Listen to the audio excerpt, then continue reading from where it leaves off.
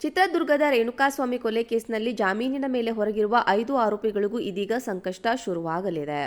ಇತ್ತೀಚೆಗೆ ಆಗಸ್ಟ್ 14ರಂದು ನಟ ದರ್ಶನ್ ಪವಿತ್ರ ಗೌಡ ಸೇರಿ 7 ಜನರಿಗೆ ಕರ್ನಾಟಕ ಹೈಕೋರ್ಟ್ ನೀಡಿದ್ದ ಜಾಮೀನು ಆದೇಶವನ್ನು ಸುಪ್ರೀಂಕೋರ್ಟ್ ರದ್ದುಗೊಳಿಸಿದ್ದೆ.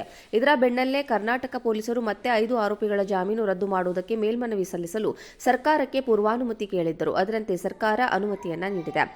ಇದೀಗ ಸೆಷನ್ ಕೋರ್ಟ್ನಲ್ಲಿ ಜಾಮೀನು ಪಡೆದುಕೊಂಡಿದ್ದ 5 ಆರೋಪಿಗಳಾದ ಪವನ್, ರಾಘವೇಂದ್ರ, ವಿನಯ್, ಧನ್ರಾಜ್ ಮತ್ತು ನಂದೀಶ್ ಜಾಮೀನು ರದ್ದುಗೊಳಿಸುವಂತೆ ಪೊಲೀಸರು ಶುಕ್ರವಾರ ಹೈಕೋರ್ಟ್ಗೆ ಮನವಿಯನ್ನ ಸಲ್ಲಿಸಿದ್ದಾರೆ.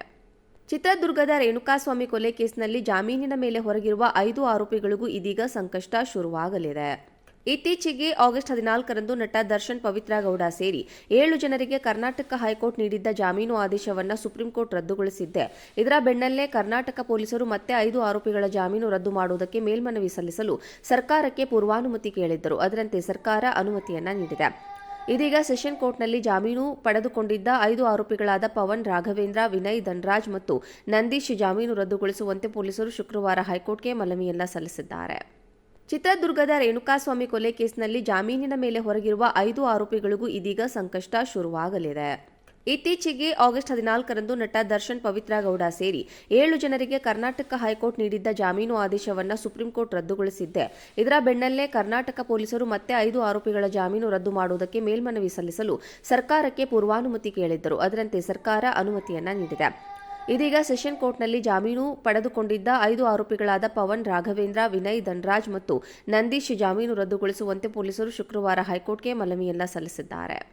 ಚಿತ್ರದುರ್ಗದ ರೇಣುಕಾಸ್ವಾಮಿ ಕೊಲೆ ಕೇಸ್ನಲ್ಲಿ ಜಾಮೀನಿನ ಮೇಲೆ ಹೊರಗಿರುವ 5 ಆರೋಪಿಗಳಿಗೂ ಇದೀಗ ಸಂಕಷ್ಟ ಶುರುವಾಗಲಿದೆ. ಇತ್ತೀಚೆಗೆ ಆಗಸ್ಟ್ 14ರಂದು ನಟ ದರ್ಶನ್ ಪವಿತ್ರ ಗೌಡ ಸೇರಿ 7 ಜನರಿಗೆ ಕರ್ನಾಟಕ ಹೈಕೋರ್ಟ್ ನೀಡಿದ್ದ ಜಾಮೀನು ಆದೇಶವನ್ನು ಸುಪ್ರೀಂಕೋರ್ಟ್ ರದ್ದುಗೊಳಿಸಿದ್ದೆ. ಇದರ ಬೆನ್ನಲ್ಲೇ ಕರ್ನಾಟಕ ಪೊಲೀಸರು ಮತ್ತೆ 5 ಆರೋಪಿಗಳ ಜಾಮೀನು ರದ್ದು ಮಾಡುವುದಕ್ಕೆ ಮೇಲ್ಮನವಿ ಸಲ್ಲಿಸಲು ಸರ್ಕಾರಕ್ಕೆ ಪೂರ್ವಾನುಮತಿ ಕೇಳಿದ್ದರು. ಅದರಂತೆ ಸರ್ಕಾರ ಅನುಮತಿಯನ್ನ ನೀಡಿದೆ.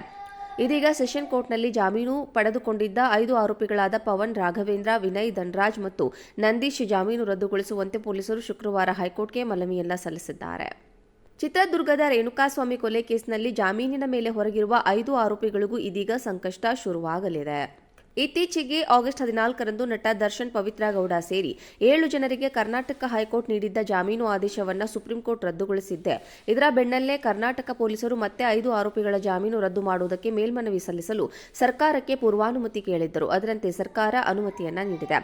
ಇದೀಗ ಸೆಷನ್ ಕೋರ್ಟ್ನಲ್ಲಿ ಜಾಮೀನು ಪಡೆದುಕೊಂಡಿದ್ದ 5 ಆರೋಪಿಗಳಾದ ಪವನ್, ರಾಘವೇಂದ್ರ, ವಿನಯ್, ಧನ್ರಾಜ್ ಮತ್ತು ನಂದೀಶ್ ಜಾಮೀನು ರದ್ದುಗೊಳಿಸುವಂತೆ ಪೊಲೀಸರು ಶುಕ್ರವಾರ ಹೈಕೋರ್ಟ್ಗೆ ಮನವಿಯನ್ನ ಸಲ್ಲಿಸಿದ್ದಾರೆ. ಚಿತ್ರದುರ್ಗದ ರೇಣುಕಾಸ್ವಾಮಿ ಕೊಲೆ ಕೇಸ್ನಲ್ಲಿ ಜಾಮೀನಿನ ಮೇಲೆ ಹೊರಗಿರುವ 5 ಆರೋಪಿಗಳಿಗೂ ಇದೀಗ ಸಂಕಷ್ಟ ಶುರುವಾಗಲಿದೆ.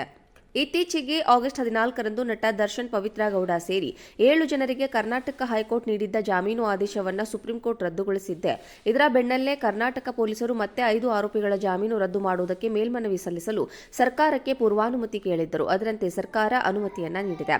ಇದೀಗ ಸೆಷನ್ ಕೋರ್ಟ್ನಲ್ಲಿ ಜಾಮೀನು ಪಡೆದುಕೊಂಡಿದ್ದ 5 ಆರೋಪಿಗಳಾದ ಪವನ್, ರಾಘವೇಂದ್ರ, ವಿನಯ್, ಧನ್ರಾಜ್ ಮತ್ತು ನಂದೀಶ್ ಜಾಮೀನು ರದ್ದುಗೊಳಿಸುವಂತೆ ಪೊಲೀಸರು ಶುಕ್ರವಾರ ಹೈಕೋರ್ಟ್ಗೆ ಮನವಿಯನ್ನ ಸಲ್ಲಿಸಿದ್ದಾರೆ.